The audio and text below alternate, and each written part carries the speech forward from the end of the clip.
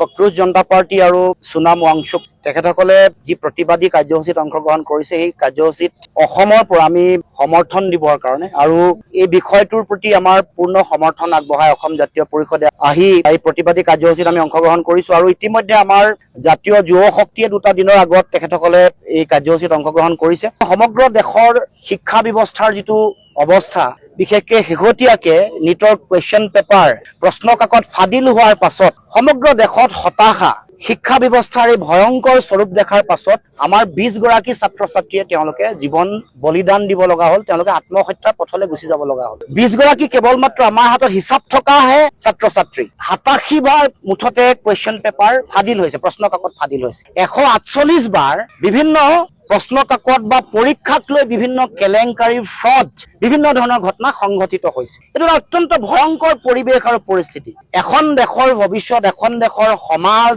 দেশৰ অৰ্থনীতি, বিজ্ঞান প্ৰযুক্তিবিদ্যা, সমাজ, ৰাজনীতি সকলো কথাৰ মূল চালিকা শক্তি যুৱ শক্তি। যিখন দেশত 61.88% যুৱ শক্তিৰে ভৰি আছে, যিখন দেশক যুৱ ভাৰত বুলি কোৱা হয়, সেইখন ভাৰতত আজি যদি ছাত্ৰ ছাত্ৰীয়ে নিজৰ বুনিয়াদী যিটো অধিকাৰ, মৌলিক যিটো অধিকাৰ, সেই অধিকাৰক লৈ যদি আজি যুঁজিব লগা হয়, তাতকৈ দুখজনক কথা, দুৰ্ভাগ্যজনক কথা একো থাকিব নোৱাৰে। কিন্তু আচৰিত কথা, 20 গৰাকী মানুহৰ ছাত্ৰ ছাত্ৰীৰ তেওঁলোকৰ নিজৰ যিটো আত্মহনন, সৰ্বোচ্চ ত্যাগ, লাখ লাখ সংখ্যাত থকা ছাত্ৰ ছাত্ৰী তেওঁলোকৰ যিটো মনৰ ভাৱনা, সেই ভাৱনাই দেশৰ প্ৰধানমন্ত্ৰী, দেশৰ শিক্ষামন্ত্ৰী, মানৱ সম্পদ উন্নয়ন মন্ত্ৰী কাকো অন্তৰত চুব পৰা নাই। এইটো আটাইতকৈ দুৰ্ভাগ্যজনক কথা।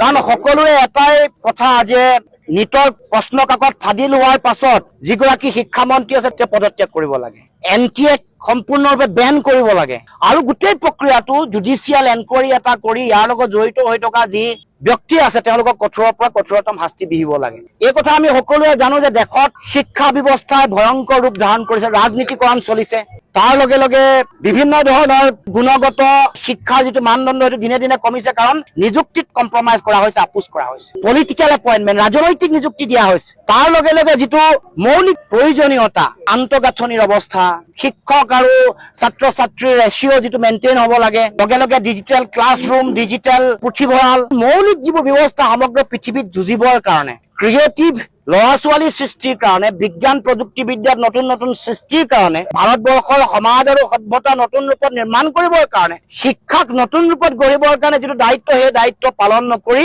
আমি দেখিছো যে এই কথা যেতিয়া আৱাজ উঠোৱা হৈছে, ইয়াত অভিজিত দীপকে ডাঙৰীয়া জড়িত হৈ আছে, তেওঁলোকৰ বহু ব্যক্তি জড়িত হৈ আছে, বহুতে আমৰণ অন্বেষণত জড়িত হৈছে। ইমানবোৰ ঐক্যবদ্ধ সংগ্ৰামৰ পিছতো দেশৰ প্ৰধানমন্ত্ৰী, দেশৰ শিক্ষামন্ত্ৰী কাৰো কাণ সাৰ নাই আৰু উল্টাই একেতেখেতক দেশদ্ৰোহী বুলি কৈছে, আৰবান নক্সালাইট বুলি কোৱা হৈছে, পাকিস্তান প্ৰেমী, এনেকুৱা ধৰণৰ নামাকৰণে ইয়াৰ পৰা তেওঁলোকক কুৎসা ৰচনা কৰিবৰ কাৰণে বদনাম কৰিবলৈ উঠি পৰি লাগিছে। গতিকে আমাৰ স্পষ্ট কথা, ছাত্ৰ ছাত্ৰীৰ অধিকাৰ মানে জাতীয় জীৱনৰ সুৰক্ষিত ভৱিষ্যতৰ এটা প্ৰথম চৰ্ত, কাৰণ ছাত্ৰ ছাত্ৰীসকলৰ ওপৰতে দেশৰ ভৱিষ্যত নিৰ্ভৰ কৰিব। গতিকে আমি ভাবো যে আমাৰ দেশৰ নতুন প্ৰজন্মৰ ছাত্ৰ ছাত্ৰী, যুৱক যুৱতীসকলৰ তেওঁলোকৰ শিক্ষা, তেওঁলোকৰ সংস্থাপন দুয়োটাক মৌলিক অধিকাৰ হিচাপে গণ্য কৰিব লাগে আৰু যিসকল আমাৰ প্ৰডাক্টিভ যিসকল ছাত্ৰ ছাত্ৰী, তেওঁলোকৰ যোগেদি দেশৰ ভৱিষ্যত উন্নয়নৰ কাৰণে, তেওঁলোকৰ সুৰক্ষাৰ কাৰণে প্ৰয়োজনীয় সকলো ব্যৱস্থা গ্ৰহণ কৰিব লাগে। আৰু আমি দাবী কৰিছো ধৰ্মেন্দ্ৰ প্ৰধান ডাঙৰীয়াক তাৎক্ষণিকভাৱে তেওঁৰ যিটো শিক্ষামন্ত্ৰীৰ দায়িত্ব তাৰ পৰা বৰ্খাস্ত কৰিব লাগে। 56 NC বুকু থকা প্ৰধানমন্ত্ৰীয়ে অন্ততঃ এই কথাটো শুনা দৰকাৰ। যি সময়ত দেশৰ প্ৰধানমন্ত্ৰীয়ে আমেৰিকাৰ ৰাষ্ট্ৰপতি ডোনাল্ড ট্ৰাম্পৰ আগত শিৰ উচ্চ কৰি আমাৰ দেশৰ 3 গৰাকী মানুহক মাৰিলে, তেওঁ প্ৰতিবাদ কৰিব নোৱাৰিলে যে আপোনালোকৰ মিছাইলে, আপোনালোকৰ নৌসেনাই আমাৰ দেশৰ মানুহক হত্যা কৰিছে, আমি আপোনালোকৰ লগত কথা নাপাতো, মূৰ তুলি কথা কব নোৱাৰিলে দেশৰ প্ৰধানমন্ত্ৰীয়ে। কিন্তু আমি কৈছো যে ধৰ্মেন্দ্ৰ প্ৰধানটো ডোনাল্ড ট্ৰাম্পৰ যিখন চৰকাৰ তাৰ কেবিনেট মন্ত্ৰী নহয়, আপোনাৰ কেবিনেট মন্ত্ৰী। আপোনাৰ কেবিনেট মন্ত্ৰীক মাতি আনি জবাবদিহি কৰিব নোৱাৰে, আপোনাৰ কেবিনেট মন্ত্ৰীক মাতি আনি আপুনি বৰ্খাস্ত কৰিব নোৱাৰে, তেওঁক ৰেজিগনেশ্যন দিবলৈ বাধ্য কৰিব নোৱাৰে, তেতিয়াহ'লে ভাবিম যে আপোনালোকৰ যিটো মানসিকতা, সেই মানসিকতাৰ প্ৰতিফলন এই গোটেই কথাবোৰত জড়িত হৈছে।